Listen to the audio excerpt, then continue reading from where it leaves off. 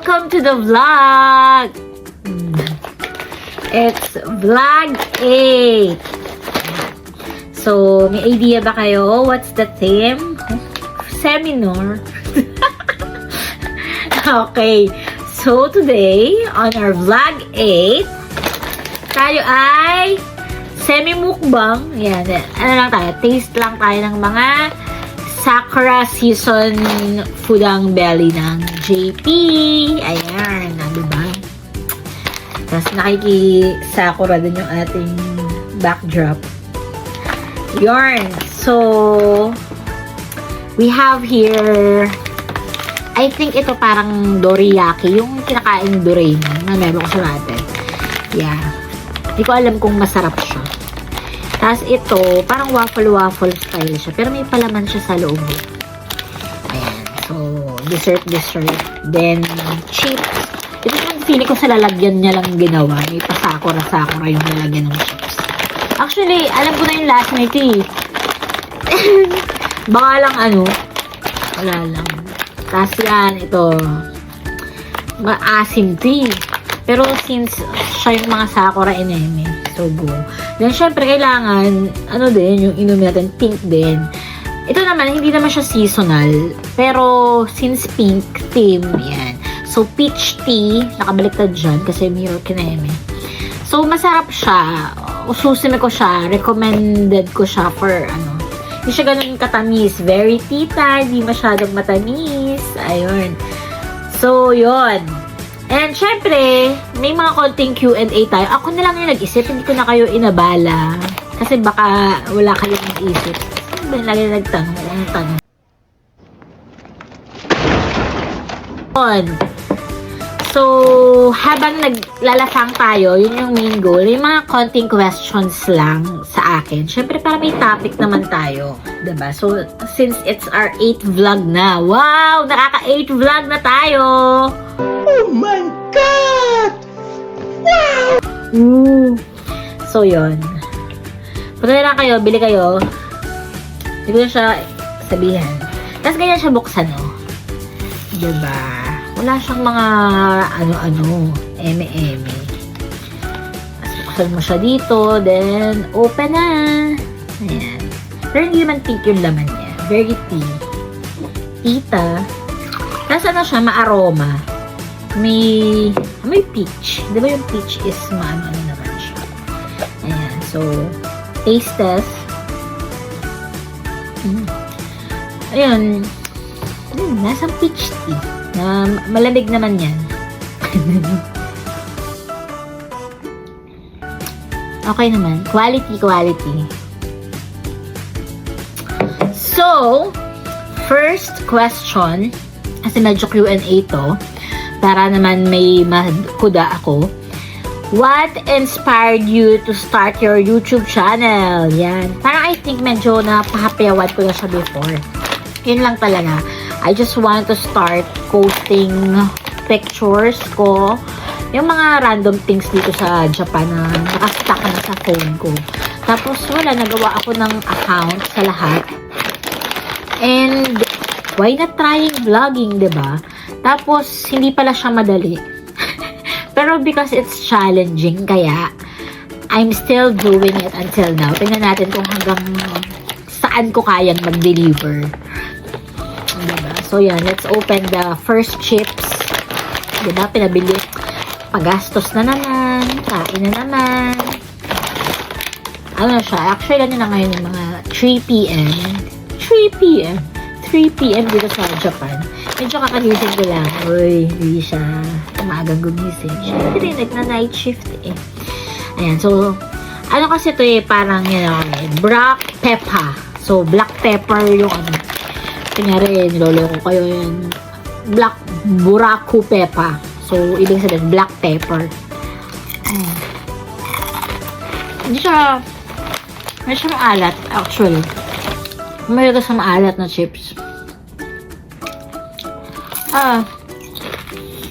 ASMR. Nasa mo talaga yung pepper. Second question. So, we have 8 questions lang since it's my 8th vlog. So, quick lang to. Pero feeling ko mahaba pa rin. How did you come up with your channel name? So, inspired talaga siya ni Emily in Paris. Wow, ampi talaga si ate. Hindi, kasi yun nga, hindi pa ako nakakapag-start na ng page. Tapos, ang dami-dami ko nga photos. So, di ba Emily in Paris, she's posting things in Paris. Ano din siya dun? Nag-work lang siya, but she's from the US. Explain pa. So, yun. So, parang, why not do Camille in Osaka? Ayoko kasi in Japan, diba? So, parang yun, Camille in Osaka. So, doon nag-start, and yun, lahat na ng page, lahat na ng platform na ginawan ko is Camille in Osaka. So, second chips na tayo. Ito ang alam ko, umiboshi to eh. Hindi ko alam siya sa plum. It's a plum. Ay, naalala niya. It's a plum. Alam ko ano siya, maasim. Ano ko siya sa alak or sa food, yung sa kanin. Ngayon ko lang itatry tong chips na to. Diba? Ano to hese pa itong bilhin ko eh. Ganun siya. Para sa picnic style. Asim nga. Nasa nga nung plum. Ganun. Na maasim. Yun na yun yung lasa. Nagpatak. Sayang. Baboy. Okay siya. Masarap siya para sa akin. Hindi naman siya super sarap, pero parang pagtanggal umay. Okay naman. Ito, I think, alam ko ito tuwing Sakura season lang. Alam ko parang hindi ko siya nakikita sa mga grocery, konbini, pag hanggang Sakura season. Okay siya. Nagkakaiba siyang flavor. Hindi siya maalat din. Third, what challenges have you faced so far in your YouTube journey? Feeling talaga sa atin, nakaka-8 lang naman. Sa akin talaga, to be honest, it is really hard for me doing Camille and Osaka vlogging. Kasi, hindi ako mahilig mag-entertain na people. Siguro some of my friends say na extro or something, hindi. Feeling ko may pagka-intro talaga ako. Introvert talaga ako. So, hindi ko siya type. Hindi ko siya talaga trip to entertain. Ang hirap na, hi guys, punta tayo, kineme, halata ba? Yung awkwardness ko, tsaka yung huli kong vlog na flop. Hindi ako nagandahan dun. So, yun, hindi ko siya ma-justify. Siguro yun yung isang right word. Hindi ko siya ma-thing. Ewan ko, hindi ko siya, it's very challenging for me. Pero, since it's challenging, it's out of my comfort zone. Kaya gusto ko siyang ituloy, i-continue. Yeah. So, yun. Hindi siya madali in a way na, for me, sa personality ko siguro, hindi ganun kadali na, hi camera, hi guys, ito, ganyan, walking. So, hindi rin madaling mag-isip kung saan, kung anong gagawin mo, anong ipapakita mo. Kasi minsan redundant na or ano pa bang gagawin mo. And yes, minsan nakakahiya din. Ewan ko dun sa iba ko, hindi sila nahiya. Ako, nahiya din ako eh. Then money! Yeah, syempre pag mag-trip ka, magpamasahe ka. Kaya syempre, may gagawin ka. Minsan may bibilhin ka, ganyan. So, kailangan mo talaga siyang pag-isipan. And ako, I have a work. So, ang hirap sa akin kasi usually yung off ko is from night shift. Then, papasok ako ng early shift the next balik ko sa work. So, minsan hindi ko talaga siya masingit sa schedule ko kasi masyado nang nakakapagod, nakakapuyat para sa akin. Feeling niya talaga. Ayun. So, yun. Mahirap siya time-wise, money-wise. And, yun. Kung depende rin sa personality mo. Pero sa akin, I love Camille in Osaka in a way na it challenges me. And siguro yung isang discovery ko is that since it is mine, I'm trying to deliver talaga. Kasi wala namang ibang benefactor kundi ako. Syempre, hindi naman kayo nagbe-benefit dito, di ba?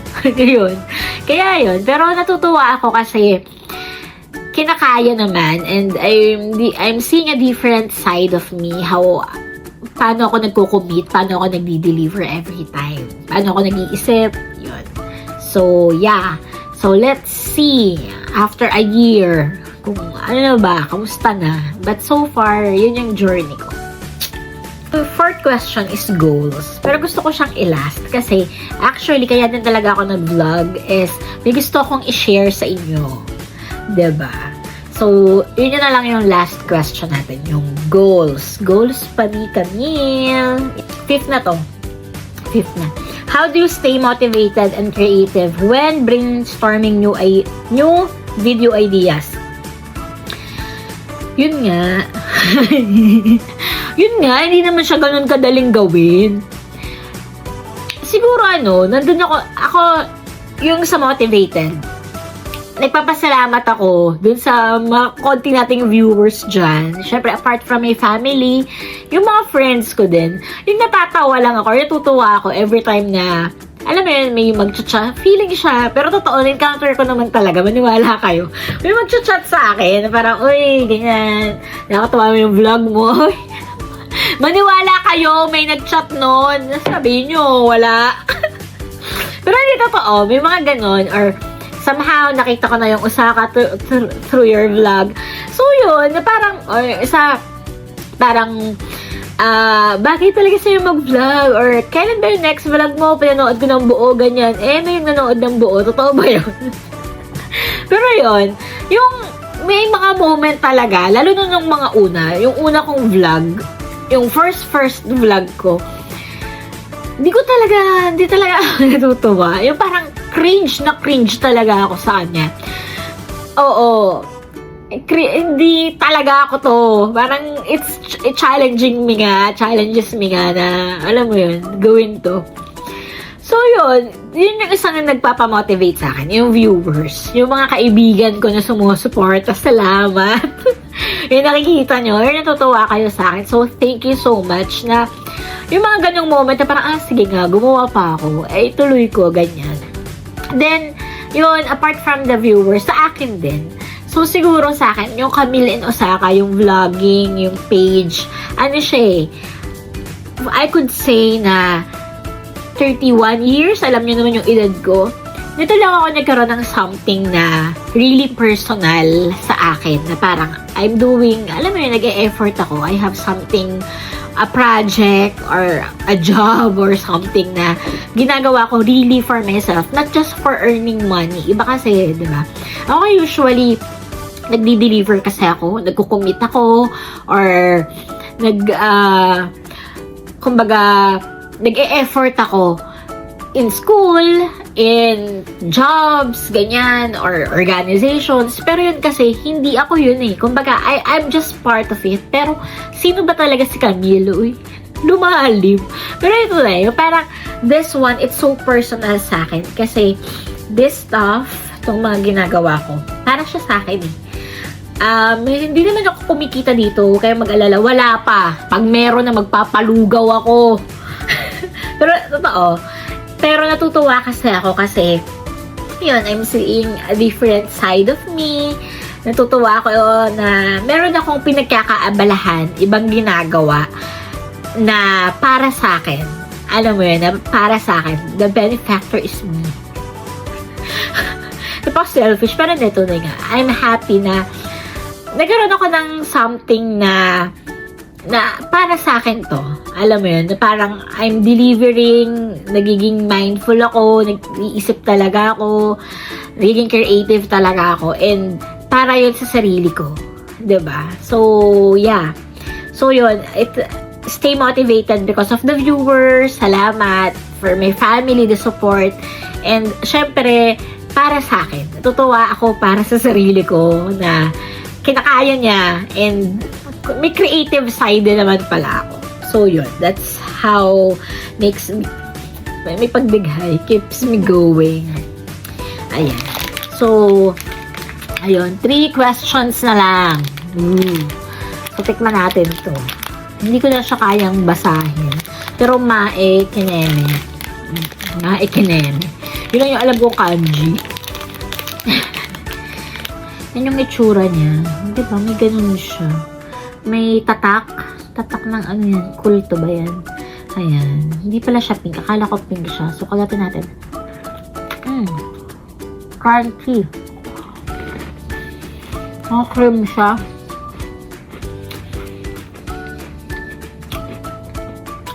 Hindi ko pala describe eh. Yung ano niya, yung tinapay niya, yung crust niya. Crust na eh. So, matigas siya. Crunchy talaga siya. Ano niyo ba yan?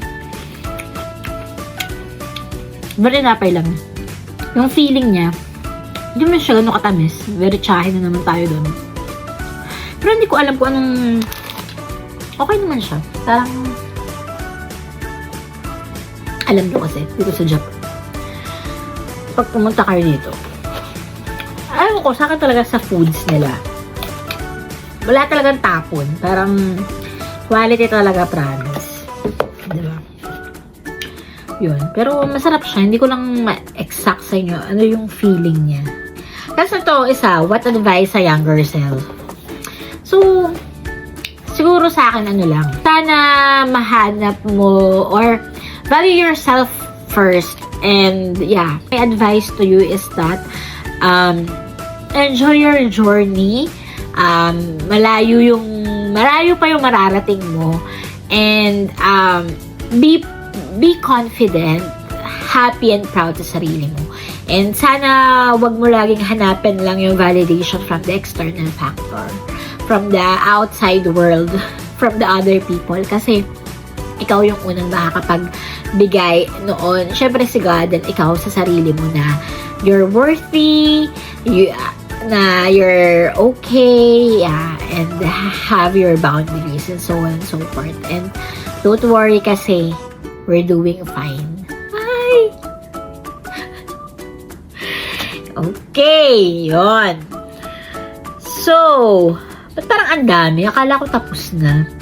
How do you like to spend your free time when you're not working? Or siguro pag hindi rin ako nagva-vlog.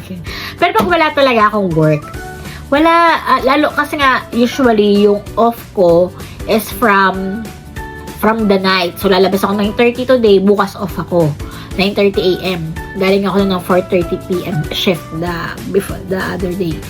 So tulog talaga ako. Kasi makakatulog ako nung 9:30 ko nalabas ng late na ng gabi.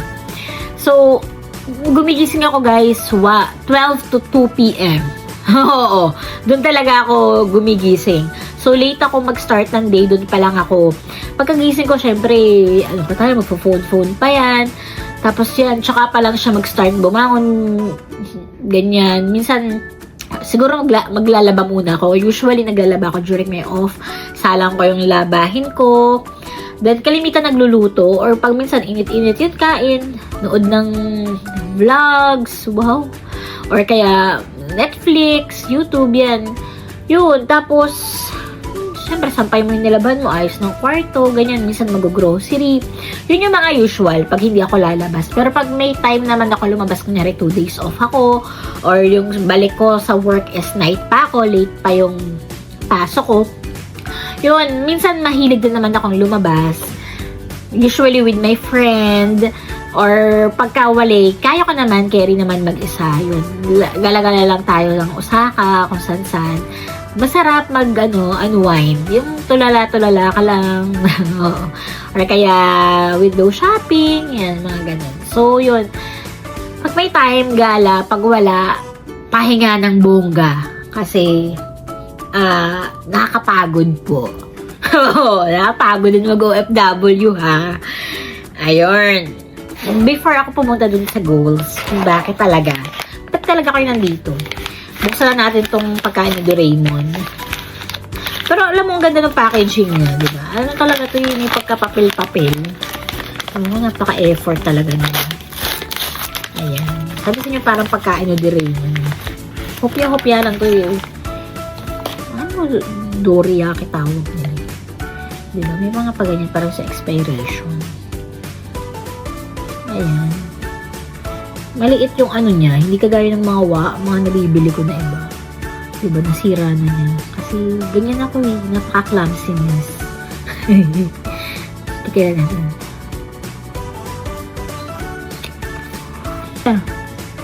Ito na ba yun? Yan. Ayan. lang siya parang pancake yung labas. Feeling ko sakura nga siya. May mga ganun sila, may mga sakura food sila. So, feeling ko parehas sila. Sakura feeling siya. Na-assume ko lang. Kasi hindi ko mag-explain yung usually kasi yung ganyan. Makakabili ka niyan sa mga konbini, yung mga ganito. Meron silang ganito din. Tawag niya parang pancake. Yung loob niya, maple syrup. Maple. Or kaya red bean, yung parang kinakain ni Doraemon. Ito iba yung lasa niya. Okay, matcha, mga green tea. Feeling ko sakura siya, kasi ganoon talaga sila pag sakura season. So, feeling ko yun talaga yung feeling niya, sakura. Yeah, I don't know kung paano nila ginawa. Pero yun. Ito kung kung bakit talaga ako nag-vlog is that, yung paglinis ng table, is that, kaya po ako, my next goal is that, I'm going to have my podcast. Free talaga siya.